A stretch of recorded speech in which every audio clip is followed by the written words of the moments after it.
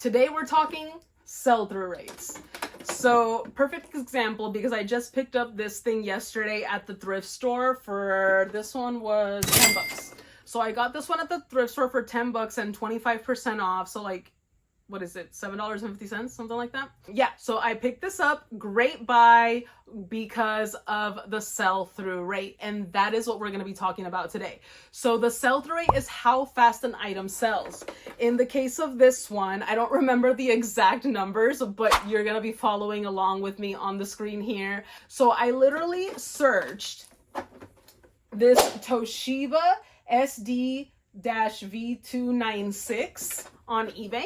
And I didn't even have to type it completely because it was like literally the first search.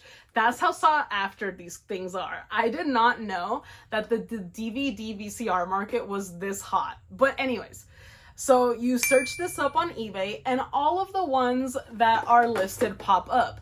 You want to filter. One of the things that I didn't show you guys is you want to filter for used, because the items that we pick up are used. Unless it's new, definitely always filter for used. And I like to lock it because all of the items I comped are 99% of the time used. So I just have it locked on used, and then I'll scroll all the way down to where it says sold, and I'll toggle that on, and that'll give me all the sold listings.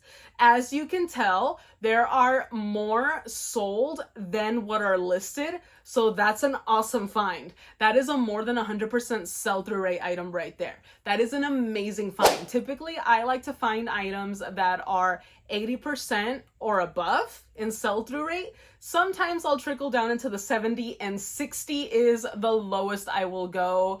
I come from clothing where sell-through rates are like 60 and below, and I just never want to see those sell-through rates again. So 60 is my cutoff. I will not go to 50 because that is too much of a gamble for me. But yeah, 60 and above. But honestly, I would say 80 and above is the goal. Sometimes once in a while I'll pick up the lower than 80s, but I'm typically going for 80 and above because I want my store to move as fast as I'm listing them. If I list 5, I want 5 or more to sell. So sometimes I will pick up only 10 things at the thrift store. Other times I'll pick up 22 like I did this last trip, which I'll show you guys those items in a video that's coming very soon. I'll probably edit this one before that one. I like to edit in order. Unless it's a requested video, then it jumps the line. So as you can see, more are sold than what has been listed. So that is an amazing sell-through rate. And that is how you find your sell-through rate. You do the items sold divided by the items listed, and that will equal your sell-through rate. Because I started picking up items like this, and I've never made more money than what I'm making now. Definitely shout out to J Ride Flips. If you guys aren't following his YouTube channel, leave my video right now and go follow him, and then come back for the rest of this because he is an amazing trove of information. I've picked his brain. I watched all his videos and I've learned so much, and I turned my store around. But yeah, moving over to faster sell-through rate items.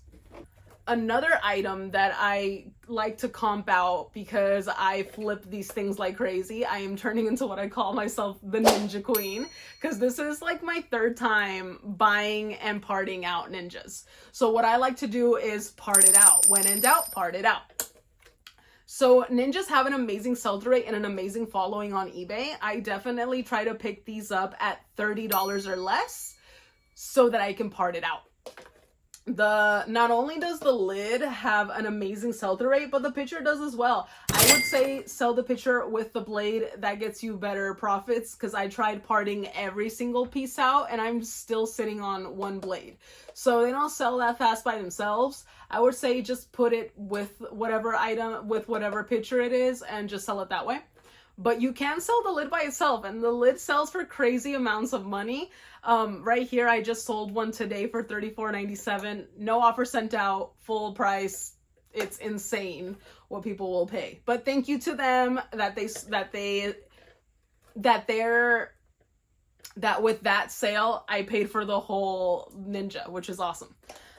So yeah, so you would put in Ninja 72 ounce pitcher.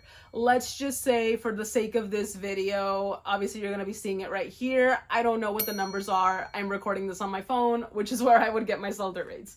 Let's just say there are 10 listed and 10 sold. That's an 100% sell-through right there. I'm obviously going to pick it up. And the average selling price is like $45. At $30, I'm definitely going to pick this up to part it out. Like, that's awesome, because now I have the lid that sells for $35 by itself.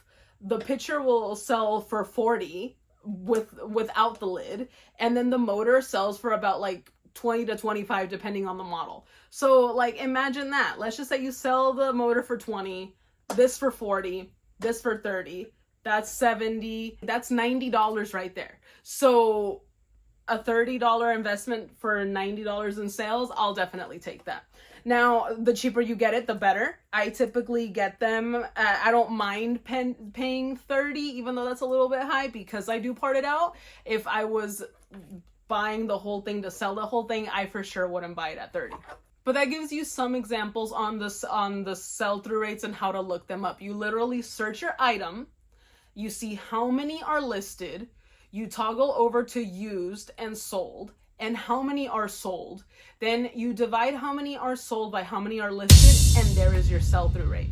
It's an amazing formula. I use it every single day. I comp out everything at the thrift store. It's very annoying. It's very tedious. I know I spend 3 to 4 hours at the thrift store, but I'm searching everything up to get the most profits possible. You can't just pick it up because you think it's cute or it's sold for you once 3 months ago. It'll sell again at that price. No.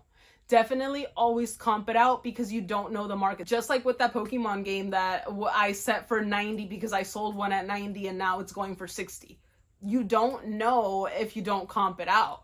And especially, as I've mentioned in other videos, if you get an offer, comp out your item. You don't know what the market is for it at the time. You could have gotten it 6 months ago, and yeah, and that 6 months ago it was selling at that price, but now it's probably $20 cheaper, and that's why you're getting those offers. Comp it out again. It doesn't hurt. It takes a second. You can literally grab your list. You can literally copy your listing, paste it on to the search, and you'll see your listing first. And then you'll see like the other listings, filter to sold, see what it's sold for. Because the markets go down like crazy, and we also kind of hurt our own markets. This is a very unpopular opinion, but we hurt our own markets, because if someone sold it at 25, now you're going to set it at 24 so it sells faster for you. Oh, but you saw that it sold at 25. I'm going to sell it at 20 to sell it even faster. So we ourselves bring down the markets just a smidge, but that's the name of the game. You got to be always on top of your comps to make it the most profits possible. So sell-through rates, as a recap, is you search the item that you're looking for, Ninja Pitcher, and you see how many are listed.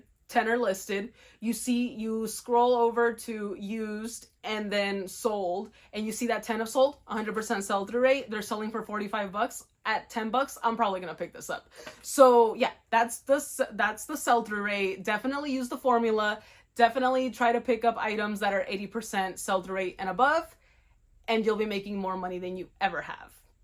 If you have any questions, drop them in the comments and I'll answer it. If not in a comment, I'll let you know that I'm making a video about it. And stay tuned for more content like this. If you like me breaking down my bolos, see what I got at the thrift store, let me know. I'll make more videos about that. If you guys want to see my inventory system, I did get a request, so I'm probably going to be making my inventory system. It's I honestly would say is a really good video for everyone to watch once it's made, because I don't have a lot of space in my house to do this, and I'm doing it with the space that I have. And I still have more ways to reorganize certain areas to give myself more space. You don't have to get all the fancy tools. You don't have to go out and get all the storage units. Start in your house. Try to keep it in your house as long as possible. But that's the subject for another video. Love you guys.